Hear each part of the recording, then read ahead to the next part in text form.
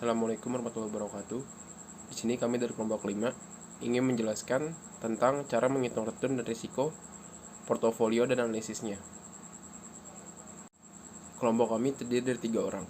Yang pertama ada Amalia Yulianti, yang kedua ada Muhammad Hafiz dengan saya sendiri, yang ketiga ada Konita Lutfia.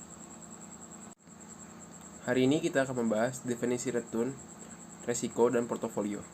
Cara menghitung return yang diharapkan dan risiko. Cara menghitung return dan risiko portofolio.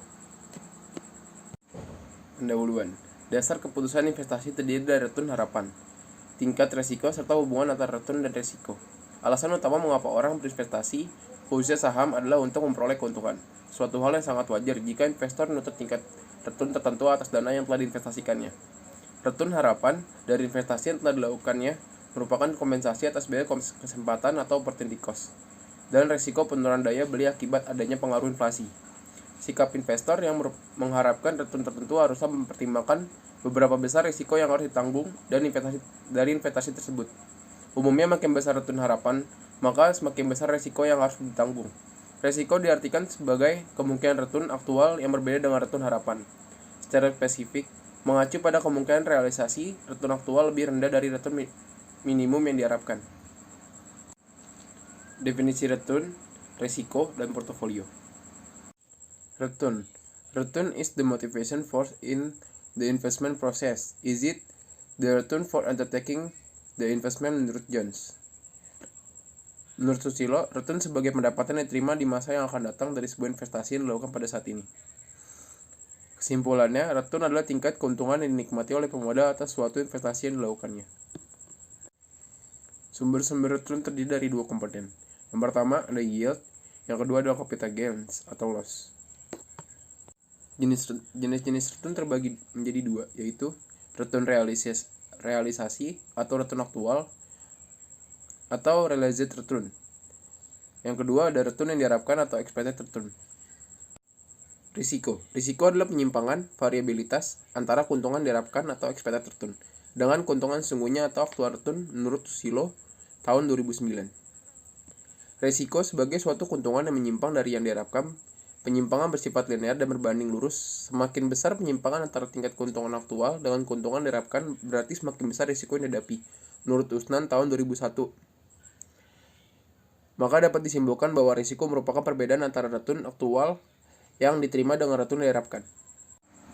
Sumber-sumber risiko terdiri dari 8 komponen, yaitu yang pertama, risiko suku bunga, yang kedua risiko pasar, yang ketiga risiko inflasi, yang keempat risiko bisnis, yang kelima risiko finansial, yang keenam risiko likuiditas, yang ketujuh risiko nilai tukar mata uang, yang kedelapan risiko negara. Jenis risiko terbagi menjadi 2, yaitu yang pertama ada risiko non-sistematis atau unsystematic risk. Yang kedua ada risiko sistematis atau systematic risk. Cara menghitung risiko yang diharapkan dan risiko. Berikut adalah alat statistika untuk mengukur risiko. Alat statistika untuk mengukur risiko terbagi menjadi 2, yaitu ada variansi dan standar defisiensi. Selanjutnya ada contoh soal. Di sini ada 16 data dari tahun 2005 sampai dengan 2020. Lalu diminta untuk satu untuk menghitung return yang diharapkan, lalu yang kedua menghitung resiko dengan menggunakan rumus variansi, lalu yang ketiga menghitung resiko dengan menggunakan rumus standar defisiensi. Selanjutnya itu cara menjawab menghitung return yang diharapkan. Rumus yang dipakai itu X bar sama dengan banyaknya jumlah data per N. X bar sama dengan 6 tambah 7 tambah 7 tambah 8 tambah 8 tambah 8 tambah 9 tambah 9 tambah 9 tambah 9 tambah 10 tambah 10 tambah 11 tambah 11 tambah 12 per 16. X bar sama dengan 144 per 16. X bar sama dengan 9. Selanjutnya yaitu menghitung resiko dengan standar defisiensi. Rumusnya itu S sama dengan sigma N I sama dengan 1 dalam kurung XI dikurang X bar pangkat 2 per N dikurang 1. Untuk return yang diharapkannya tadi kan sudah dihitung dan didapat dengan nominal 9. Maka selanjutnya sama dengan 6 dikurang 9 pangkat 2 ditambah 7 dikurang 9 pangkat 2 ditambah 7 dikurang 9 pangkat 2 tambah 8 dikurang 9 pangkat 2 tambah 8 dikurang 9 pangkat 2 ditambah 8 dikurang 9 pangkat 2 tambah 9 dikurang 9 pangkat 2 tambah 9 dikurang 9 pangkat 2 tambah 9 dikurang 9 pangkat 2 tambah 9 dikurang 9 pangkat 2 per 16 dikurang 1 sama dengan 9 tambah 4 tambah 4 tambah 1 tambah 1 tambah 1 tambah 0 tambah 0 tambah 0 tambah 0 tambah 1 tambah 1 tambah 1 tambah 4 tambah 4 tambah 4 tambah 9 per 15 sama dengan 40 per 15. Selanjutnya itu hasil yang didapatkan yaitu 2,6. Selanjutnya yaitu mencari variansi S pangkat 2. Rumus yang digunakan itu S pangkat 2 sama dengan sigma N I sama dengan 1 dalam kurung XI dikurang X bar pangkat 2 per N.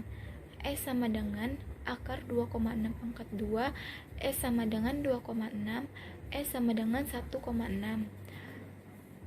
Jadi setelah melakukan perhitungan, maka return yang diharapkan sebesar 9, resiko cash flow sebesar 1,6, dan data cash flow bergerak 28 yang artinya lebih dari 1,6. Selanjutnya itu portofolio. Di sini ada menurut para ahli yaitu yang pertama Jonas dalam bukunya pada tahun 2010 halaman 3 ia menyatakan bahwa portfolio is the securities held by an investor taken as a unit. Lalu ada juga menurut Susilo pada tahun 2009 di dalam bukunya pada halaman 150 ia menyatakan bahwa portofolio adalah kombinasi dari beberapa saham sebagai pilihan investasi dengan tujuan untuk meminimalkan risiko investasi dan mengoptimalkan keuntungan.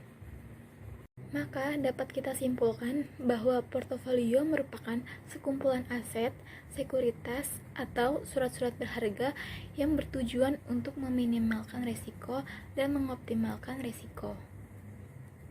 Selanjutnya yaitu ada diversifikasi. Diversifikasi adalah pembentukan portofolio melalui pemilihan kombinasi sejumlah aset tertentu dengan sedemikian rupa sehingga risiko dapat diminimalkan tanpa mengurangi besaran return yang diharapkan. Lalu ada juga permasalahan diversifikasi, yaitu penentuan atau pemilihan sejumlah aset-aset spesifik tertentu dan penentuan proporsi dana yang akan diinvestasikan untuk masing-masing aset tersebut dalam portofolio. Diversifikasi dapat dibuat dengan yang pertama itu diversifikasi random dan yang kedua diversifikasi Markowitz. Diversifikasi random yaitu memilih aset yang akan dimasukkan dalam portofolio secara acak. Lalu kalau diversifikasi model Markowitz yaitu memilih aset yang dimasukkan ke dalam portofolio berdasarkan berbagai informasi dan karakteristik aset tersebut. 3 konsep dasar yang perlu diketahui dalam pembentukan portofolio yang optimal menurut Markowitz.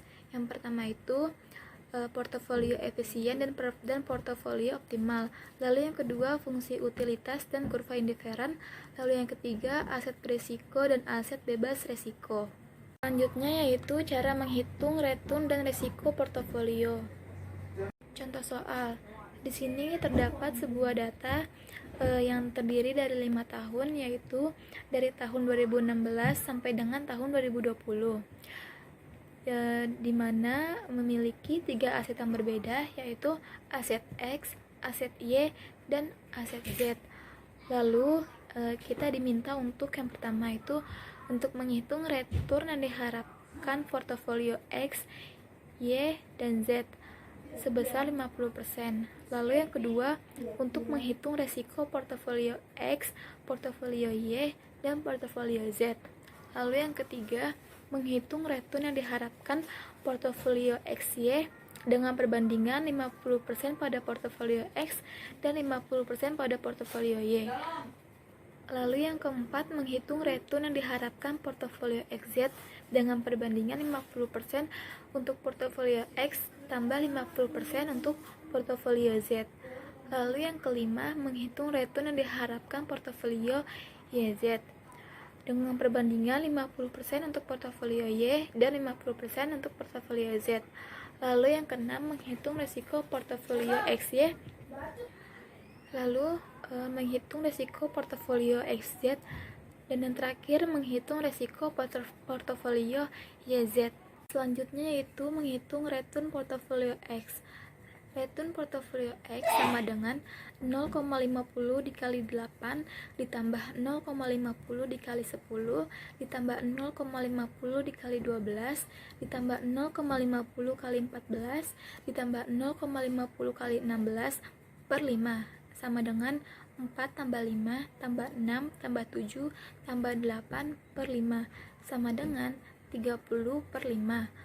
Lalu portofolio X sama dengan 6%. Maka return yang diharapkan pada portofolio X yaitu sebesar 6%. Return portofolio Y. Return portofolio Y sama dengan 0,50 dikali 16 ditambah 0,50 dikali 14 ditambah 0,50 dikali 12 ditambah 0,50 dikali 10 ditambah 0,50 dikali 8 per 5 sama dengan 8 ditambah 7 ditambah 6 ditambah 5 ditambah 4 per 5 sama dengan 30 per 5. Portofolio Y sama dengan 6. Maka return yang diharapkan dari portofolio Y yaitu sebesar 6%. Return portofolio Z. Return portofolio Z sama dengan 0,50 dikali 8 ditambah 0,50 dikali 10 ditambah 0,50 kali 12 ditambah 0,50 dikali 14 ditambah 0,50 dikali 16 per 5 sama dengan 4 ditambah 5 ditambah 6 ditambah 7 ditambah 8 per 5 sama dengan 30 per 5. Maka portofolio Z sama dengan 6%. Jadi return yang diharapkan oleh portofolio Z yaitu sebesar 6%. Selanjutnya yaitu risiko portofolio X.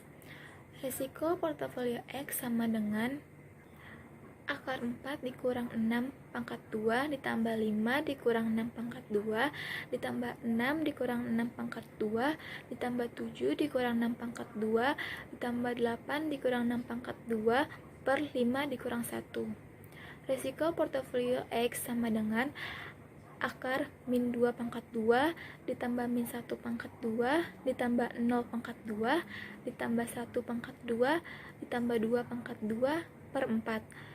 X sama dengan akar 4 ditambah 1 ditambah 0 ditambah 1 ditambah 4 per 4.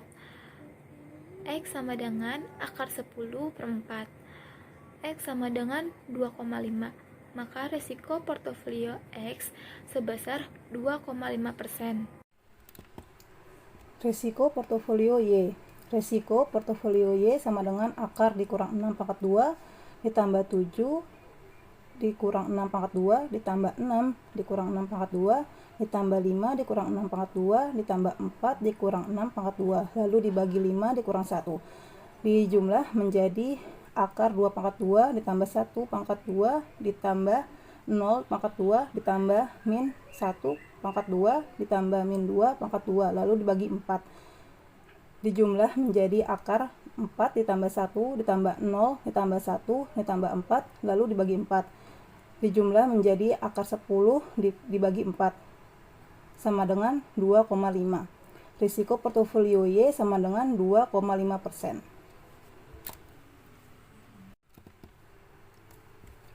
Selanjutnya risiko portofolio Z. Risiko portofolio Z sama dengan akar 4 dikurang 6 pangkat 2 ditambah 5 kurang 6 pangkat 2 ditambah 6 kurang 6 pangkat 2 ditambah 7 kurang 6 pangkat 2 ditambah 8 kurang 6 pangkat 2 lalu dibagi 5 dikurang 1 dijumlah menjadi akar min 2 pangkat 2 ditambah min 1 pangkat 2 ditambah 0 pangkat 2 ditambah 1 pangkat 2 ditambah 2 pangkat 2 lalu dibagi 4 dijumlah menjadi akar 4 ditambah 1 ditambah 0 ditambah 1 tambah 4 lalu dibagi 4. Dijumlah lagi menjadi akar 10 dibagi 4. Hasilnya 2,5. Risiko portofolio Z sama dengan 2,5%. Dari data sebelumnya, portofolio aset atau saham X, Y, dan Z mana yang lebih menguntungkan? Karena portofolio aset X, Y, dan Z itu sama besarnya return portofolio dan risiko portofolionya, maka tidak dapat dikatakan layak atau diuntungkan. Jadi, semakin banyak jumlah aset atau saham yang dimasukkan dalam portofolio, maka semakin besar manfaat pengurangan risiko.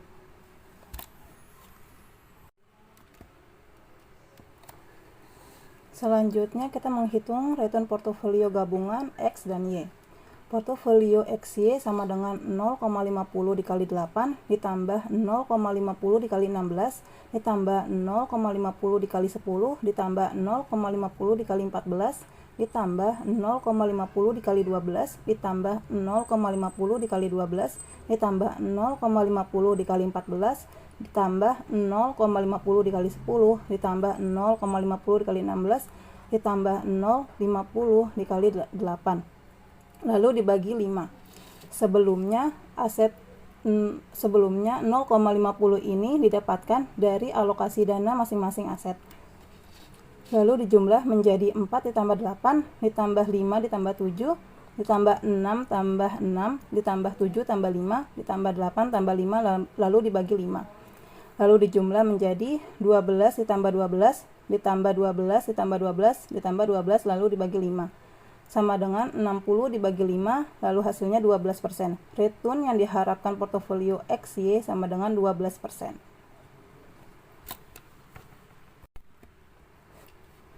Selanjutnya return portofolio gabungan X dan Z.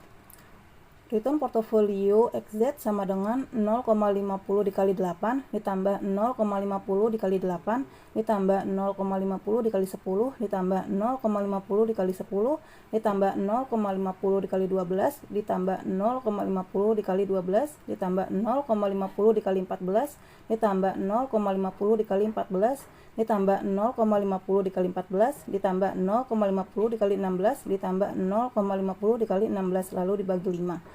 Dijumlah menjadi 8 ditambah 10 ditambah 12 ditambah 14 ditambah 16 lalu dibagi 5.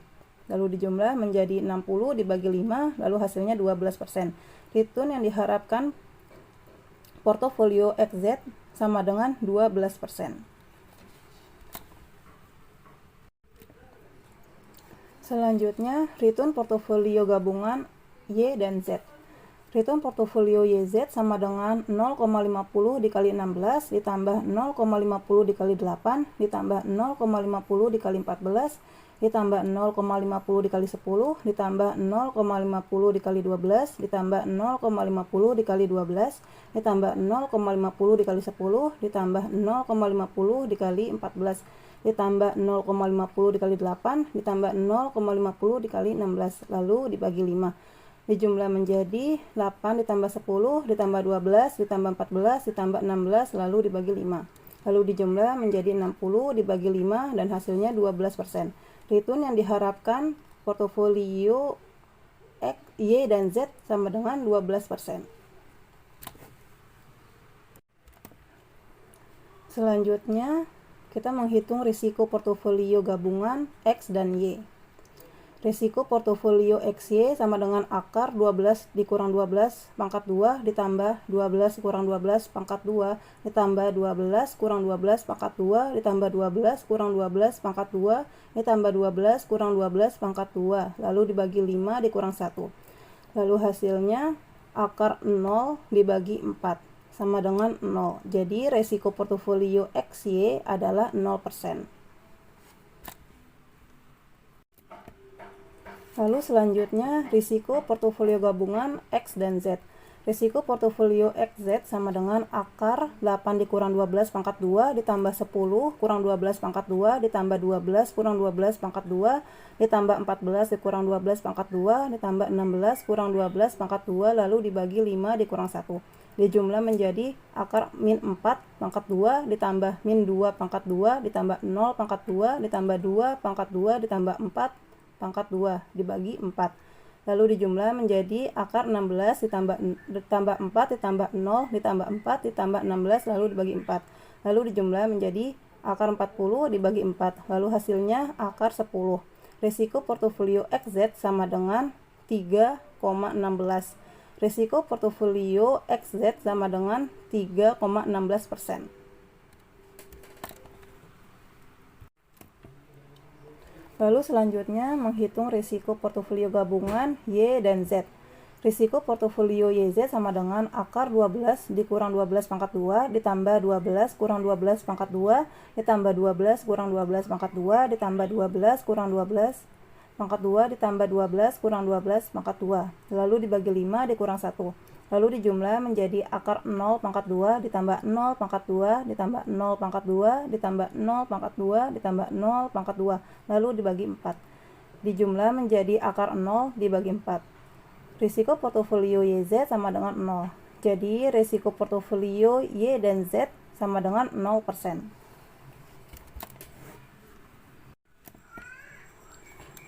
Pengambilan keputusan keuangan. Return portofolio aset X sama dengan 6%, risiko portofolio aset X 2,5%. Return portofolio aset Y sama dengan 6%, risiko portofolio aset Y sama dengan 2,5%. Return portofolio aset Z sama dengan 6%, risiko portofolio aset Z sama dengan 2,5%. Return portofolio aset X dan Y sama dengan 12%, risiko portofolio aset XY sama dengan 0%. Risiko portofolio aset XZ sama dengan 12%, risiko portofolio aset XZ sama dengan 3,16%.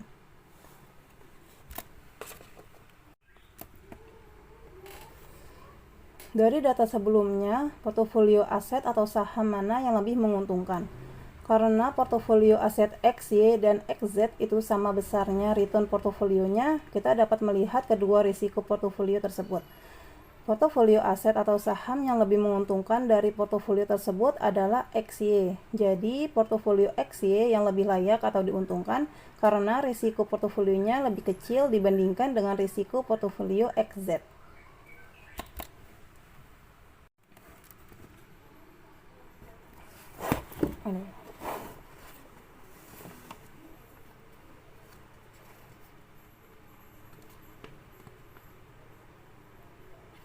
Pada grafik ini menunjukkan portofolio gabungan antara aset atau saham XY karena portofolio aset XY ini yang lebih layak atau diuntungkan dibandingkan dengan portofolio XZ, di mana risiko portofolio XY sebesar 0% dan return portofolio XY sebesar 12%.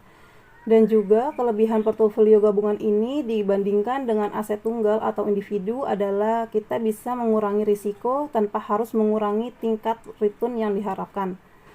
Karena risiko portofolio XY lebih rendah dibandingkan dengan risiko individunya, maka dapat menunjukkan adanya manfaat.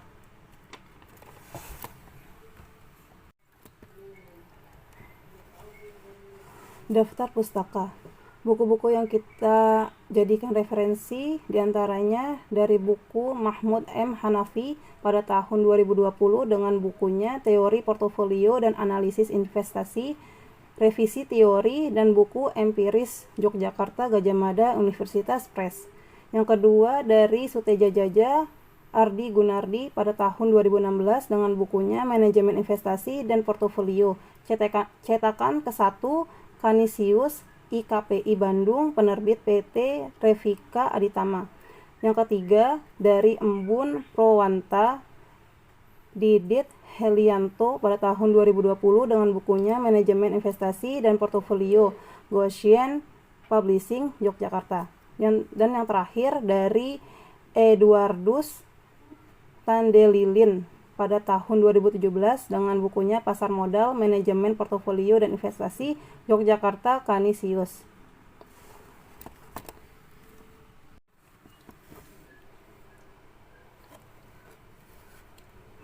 Demikian akhir presentasi dari kelompok 5. Terima kasih atas perhatiannya. Kurang lebihnya mohon maaf. Wassalamualaikum warahmatullahi wabarakatuh.